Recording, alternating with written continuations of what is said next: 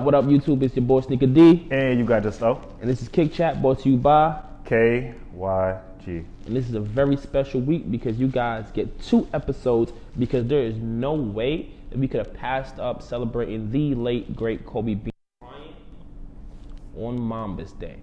So, just in case you were living on a rock the last few years, let's take some time out to show you who Kobe Bryant was. And Kobe with emphasis. Artest looking, gets it to Bryant. Bryant dribbling, has to put it up with the buzzer. Banks it in! Oh, he banks in the 3! And the Lakers win the game! And that is just greatness personified. Now Bryant again, out between the rings, guarded by Pippen. Kobe on the move, lobs for O'Neal for the dunk. Kobe Bryant worked into the lane, and Shaq hammered it in with the right hand. Timeout, Portland. The Lakers, because of this man, Kobe Bryant, can take over. Oh, wow. He posterizes Dwight Howard. Oh, boy. He almost threw his elbow into the basket that time. All right, and now we're back. Hope you guys enjoyed that. If you didn't, then maybe you should just lose your eyesight. But let's get started with what is some of your favorite Kobe moments? I'm gonna think of 2. And they're both like signature Kobe moments. One being 81 points. Right, closest to 100. On Toronto. In a close game too.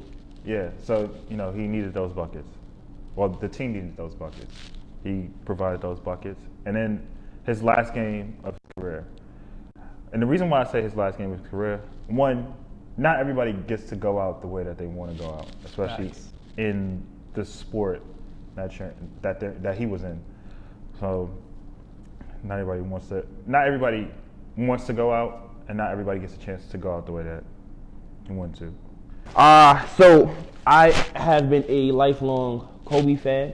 I used to say lifelong Laker fan, but then they got LeBron. But let's not even get there. Lifelong Kobe fan. And my favorite Kobe moment was when he tore his Achilles.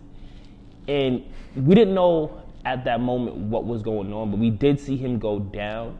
And I feel like that next 5 minutes encapsulated who Kobe was, because this dude just tore his Achilles, but they were playing against the Warriors, and it was an important game for them to have a chance to go into the playoffs.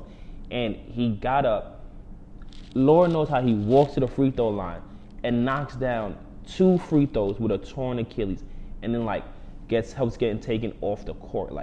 If that doesn't sum up who Kobe is on that basketball court, no matter what is going on, if there's a will, there's a way, he'll find it, then I don't know what is. Another one too, like a good one, like a real good one. Which one? Remember when Nike was actually doing commercials? And his commercial with Kanye has to be the best. Though that Kanye commercial, he was like, be greater. Yeah, man. I think the systems work, man. No. If we were talking the Nike commercials, the one with him and LeBron and the puppet. LeBron. Those are good ones. Have you seen my 5 championship rings? Much like these 5 chocolate chip cookies. The Nike commercials with Kobe were always there was never a wasted commercial. They were always a classic at that time. That's fact. So, all right, so we talked about some of our favorite Kobe moments on court and off court. But let's talk about some of our favorite. What is your favorite Kobe sneaker? Mine's. I'm gonna bring them down. Well, one of them has to be the Grinches, and the reason why was because I feel like during our college years is when I started to be the most into kicks than I ever was. And during that time, it was basketball sneaker heaven, strictly athlete heaven. So only the basketball sneakers that athletes were wearing were popular. And around Christmas time, the Grinches came out, and wasn't able to get them because during Christmas you gotta ration your bread, and I ended up getting some 11s or something. And I always wanted to get these, and I was blessed by Nike with exclusive access. They didn't get them from a release date, but got them before. And these have to be, green's my favorite color. So green's my favorite color. And then the model is amazing. And the sneaker is amazing. And it stands out. And it stands the test of time. That's why Nike can re-release them. And people still go crazy for them. So this is my favorite Kobe sneaker. My favorite Kobe's would be the ones I have on my feet, the What the Kobe's. Because the first What the was the What the Dunk. We all know that. Mm-hmm. But after that, the What the wasn't touched by any other thing until these Kobe's. And it's the fact that all the sneakers in that year led up to the creation of this. So on the back, there's like multiple animals, and that was inspiration for this line of sneakers. And at the end, he combined them all into this sneaker that you see here, and it's the first What the Basketball sneaker. And like, you know, it has the cheetah print here, the frog skin here, the poison frog skin here. And I like the fact that he gave it a nice base color of tan. Yeah. And then like just did the pops of color. A lot of the other What the Basketball sneakers, I think it's way too much. Like they just want to be super, super bright, and I feel like he found a super tasteful way to do this. So yeah, this is my favorite Kobe sneaker. That's a good pair. That's a good model too. All right, so with the Kobe Nike contract coming to an end, and I think they have like one last sneaker that they plan to release. If you had your choice, what sneaker would that be? Man, I try to think about all the models that I like, and one of them happens to be, well, definitely the 6 model, but another model happens to be that exact model that you got on in the 7th. Another Christmas pair, following the 6, the 7 came out with a cheetah print, purple and green. Yeah.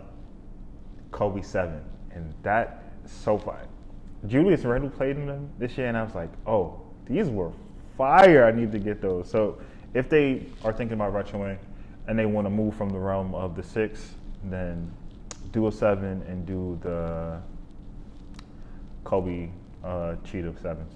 But if I had a choice to dictate what Nike drops, it would have to be the Mamba Kobe's. Now, these only been prototyped. They haven't been released. If people have pairs, it wasn't like, you know, no one is supposed to have pairs, especially because of the relationship right now with Vanessa and Nike. And that's a very touchy subject. Like, I'm not taking sides. I'm just saying, if I, as a fan, were to say, like, yo, one last pair, it would be those. Not just because of Kobe, also because that shoe also highlights his daughter. You feel me? Facts. And she also was on that helicopter ride.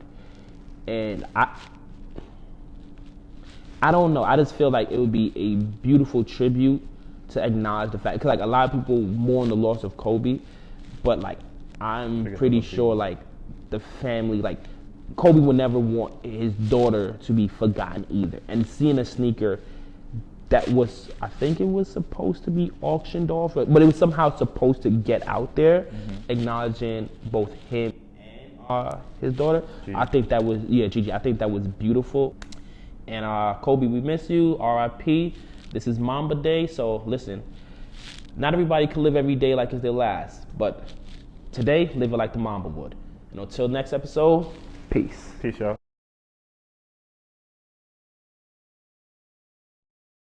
How much more do you want from me? More. How much more successful do you want me to be? More successful. How many records can my records break? More records. But I'm the best. But are you a different animal and the same beast? What the does that mean, Kobe Bryant? You're welcome.